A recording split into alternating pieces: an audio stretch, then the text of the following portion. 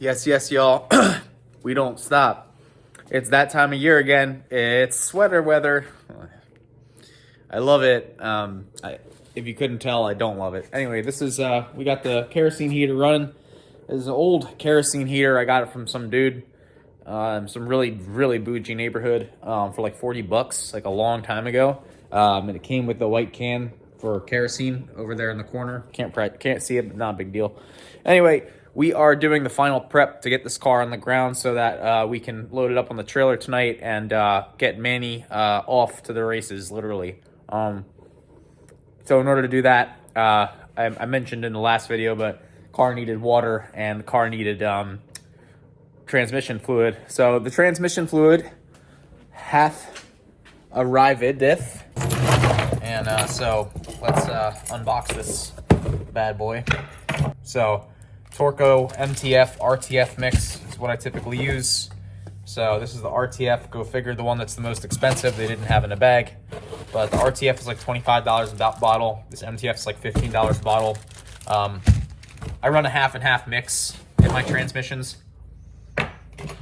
I've seen different people run different fluids, but most people in Honda Challenge with the clutch pack differentials run the Torco products.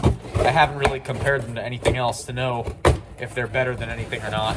So if you know of anything, drop a comment. You know, something cheaper that doesn't make my differential wear extremely fast. Let me know. Clutch pack differential. This one in this car is a, I believe it's a Kaz. But then I have, no, this one's an M Factory. But I have a Kaz in another box, and they're both basically the same thing. So anyway, like I said, we have to put some transmission fluid in this car. Emmanuel's going to come over tonight, help me load it up. He's going to be bringing his friend Gabe's Nissan Xterra. That's what we're going to be towing the trailer with. And he's going to sleep over tonight in the guest room. And then we are going to bounce from South Jersey in the morning to NJMP, get there early, rise with the birds, and hopefully I can sleep well tonight and everything. Yeah, spoiler alert, that didn't happen. Also, go birds.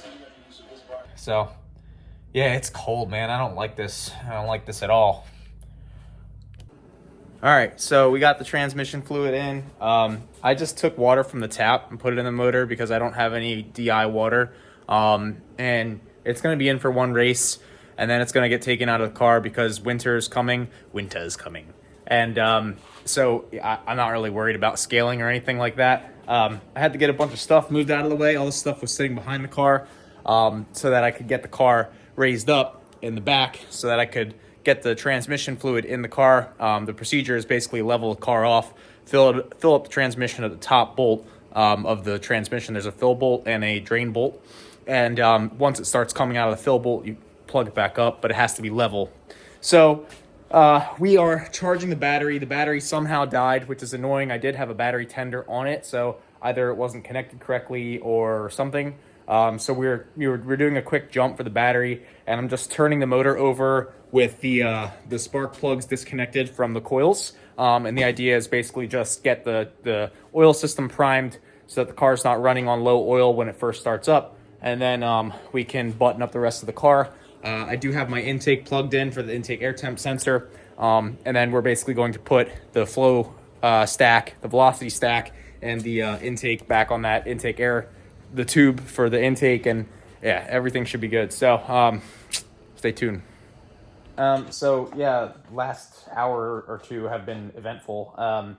Emmanuel, his friend, had an emergent issue with his family, and his truck, he had to use his truck to get to his family, and so Emmanuel was like, I don't have a truck, so he had to go get the truck from his friend because his friend drove it to his mom's house. And so Emmanuel's now on his way with the truck. It's 8:51 p.m. He'll be here in about an hour and a half, he said, which sucks. I was hoping not to piss off my neighbors loading a car late at night, but c'est la vie.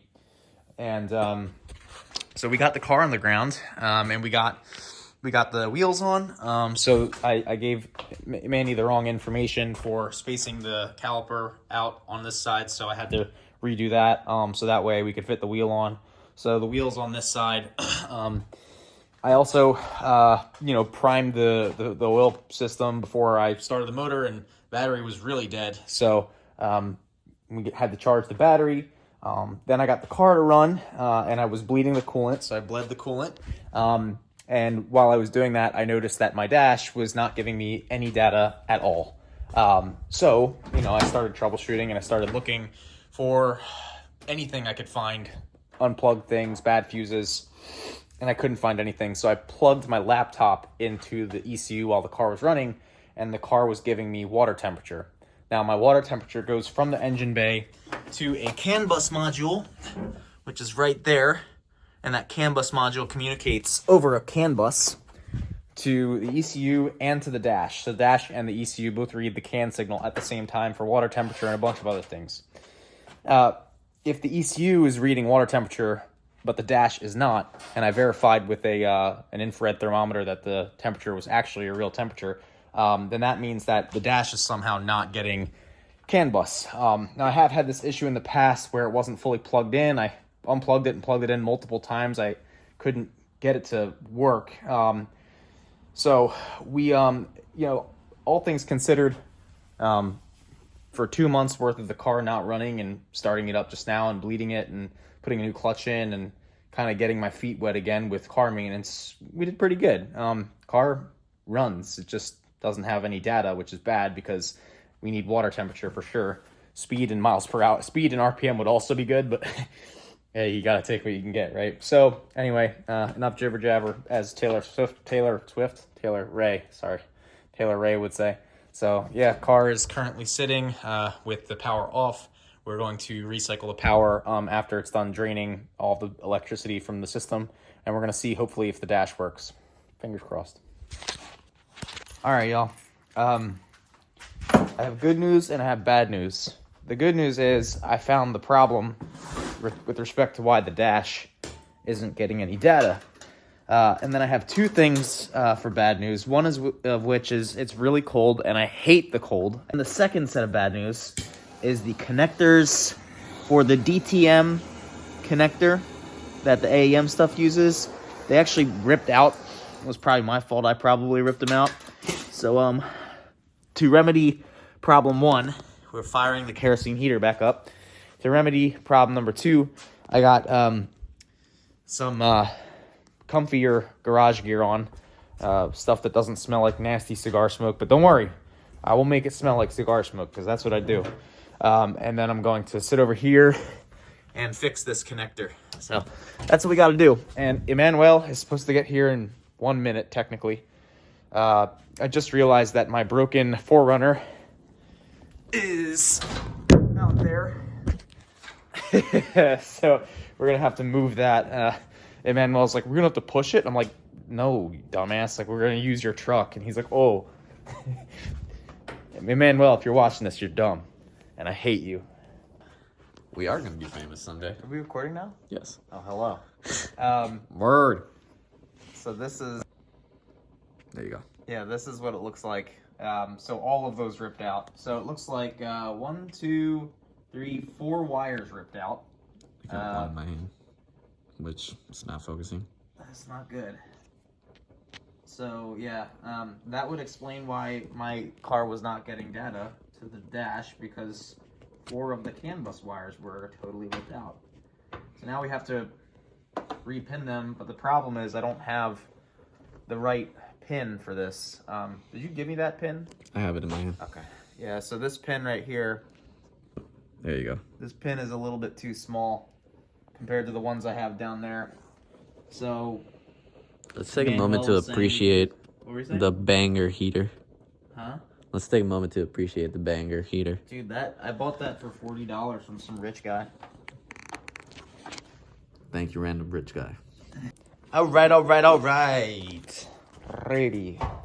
Oh man, it's smoky in here. Ugh. So, the dash shows now water temperature, it shows fuel level, it shows the miles per hour. We hit the page button, page, and if you go to the troubleshooting screen, it shows us all of the data. all the data. So we got it working again. Fun stuff. So we are in the process of figuring out what we need to bring to the track. Manny brought sockets. Do you have wrenches? No. You don't have wrenches, so we're gonna need open-ended wrenches. So typically, Damn, bro, you're making me look bad. I'm a mechanic and I don't have wrenches. I mean, you don't even have a truck, so neither do I. So, so usually I have a checklist of things I go through, but because I'm crewing for Manny and not driving, and we're just trying to get him through comp school and not really win anything. I'm not really super meticulous about it this time, but you know, all the normal wrench sizes that I would use is like 8, 10, 12, 14, 17, and then a 19, and I bring a 22. The 22 is for the tie rods, but all those other sizes are just common Honda sizes. We're going to need tape, I can tell you that much. Just don't ask why. Zip ties. We definitely need zip ties. Zip ties are, well, put the zip ties up here. So you have ratchets, right? Yes. Okay, two ratchets. Ow. You got screwdrivers? I put a flathead in a Okay. You got Phillips head. Did you get a knife? No. Okay. Bring a knife. Definitely gonna need this. Do you have a hammer? No. Okay, we need a hammer.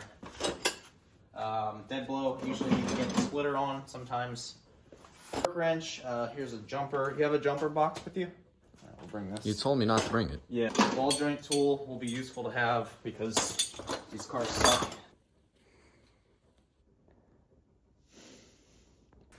All right, so all these fluids, the jack stands, the towels, this big jack behind me, these tools, the weed whacker, all these bolts, they're all gonna be coming with us. So we got the trailer all hooked up to the Xterra. It is 11:30 right now in the suburbs, and we haven't made too much noise yet. We had to pull my 4Runner out into the open. So that was fun. And then, yeah, we're going to get this Civic out, and then I'm going to try and scooch my BMW on this side, since this side's all full of stuff. And, yeah, so, anything to say? All right, Manny needs his beauty rest. So we got the Civic on the trailer. You know, it's not, like, locked up or anything. Sorry, I'm putting a cigar away. But it is on the trailer. It's all tied down. It's parked on the side of the street, and we didn't make too much noise. So yeah, it's 12 a.m. I think I might have mentioned that, and I guess I'll probably go inside and get some water or something, and then sit for a little. I don't have any beer. I wish I did. And then sit for a little bit, and yeah. But tomorrow we head out, and Manny's gonna be driving. So peace, y'all. See you in the next one.